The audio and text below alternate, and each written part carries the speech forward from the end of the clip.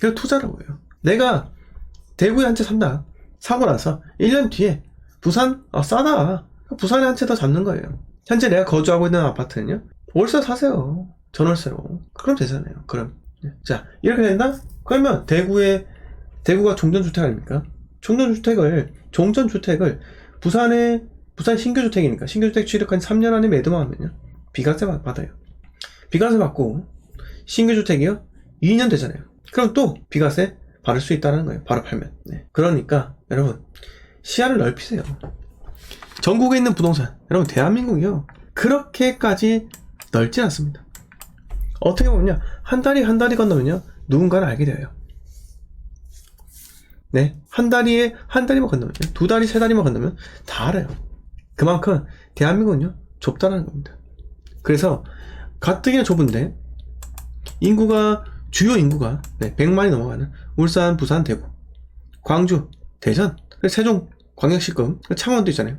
이런 거 투자를 하지 왜 자꾸 저기 이상한 천안아산, 서산, 저기 당진, 안산, 안성 뭐 이런 데 있죠. 하지 마세요. 남들 다 들어가니까 못 빠져나오는 거잖아요. 이런데도 여러분, 남들하고 다른 타이밍에 들어가야 한다, 이겁니다. 즉 제가 말씀드리는 거, 대구, 울산, 대전, 광주, 또 어디요? 부산. 사이클이 다 다르잖아요.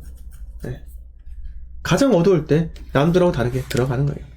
제가 지인들한테, 요새 제 지인들이 어떻게 살아가야 할까요? 이렇게 많이 묻습니다.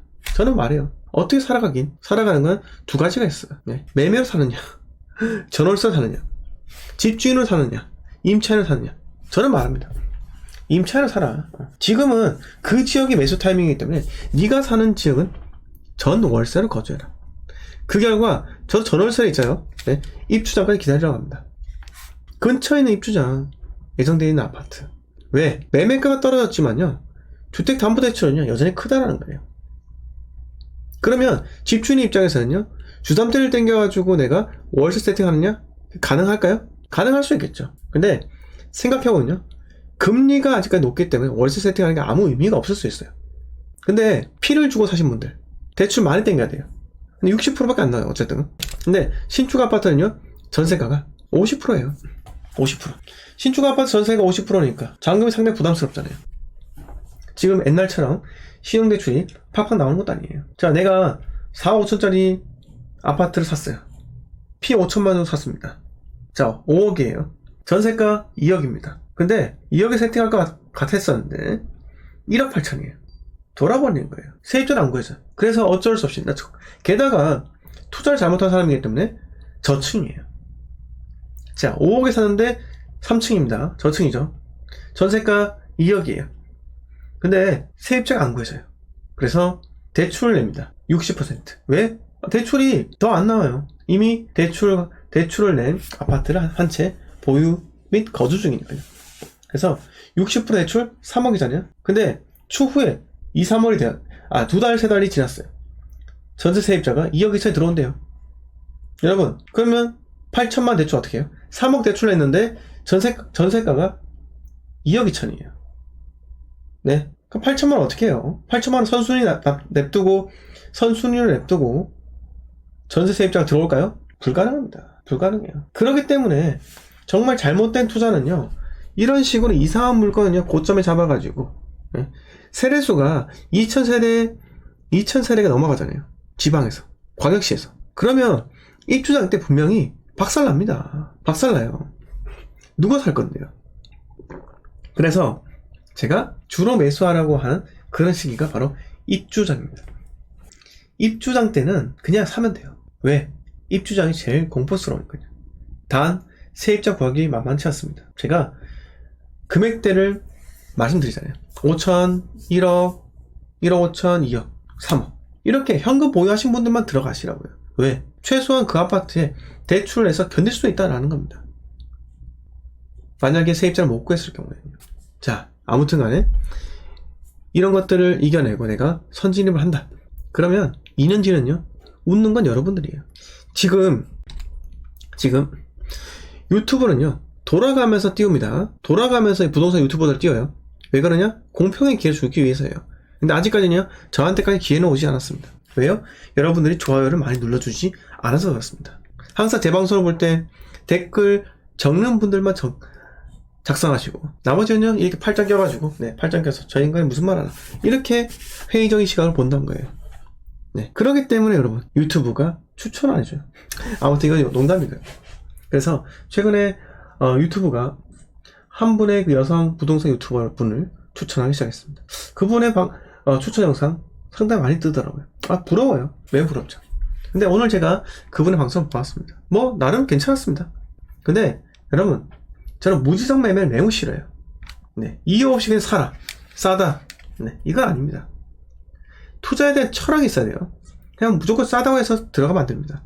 그분이 뭐 재개발, 뭐 5천만 원짜리 이야기 하시더라고요. 5천만 원 현금 있으면요, 재개발 뭐 조합 설립된 거 사라고 하더라고요. 근데 저는 그게 아니에요.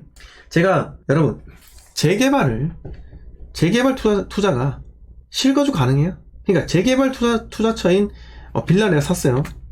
나중에 내가 팔 때 실거주 수요자한테 팔 수 있을까요? 어렵습니다. 어려워요. 재개발 투자는요, 추후에 내 물건을 받아줄 사람들도 투자자예요. 근데 아파트 보세요. 아파트는요, 내 물건을 받아줄 사람이 두 가지 부류예요. 한 명 투자하는 사람, 두 번째 실거주하는 사람. 두 명이 다 붙을 수 있습니다. 자, 2대1 누가 더 많아요? 재개발이 많아요? 아니면은 그냥 일반 기존 아파트가 더 많습니까? 내 물건을 받아줄 사람. 바로 그냥 아파트예요. 재개발 그 대신에 더 많이 먹을 수 있잖아요? 아니에요. 꼭 그렇지 않습니다. 리스크가 있잖아요. 초기 재개발 해제되면 누가 책임져요? 아무도 책임 안 져요. 여러분한테 남은 건요, 그냥 빌라밖에 없습니다. 네. 하지 마시라고요. 단독주택이요? 그것도 싸다고 매수하신 분들이 이면도로, 속집, 이런 거 있죠. 네. 이런 거 매수했는데 갑자기 정비구역이 해제가 됩니다. 조합이 해산되죠. 그럼 어떻게 할 건데요? 속집 완전히 물리는 거예요. 거기서 뭐 할 건데요? 에어비앤비요? 에어비앤비 되겠습니까?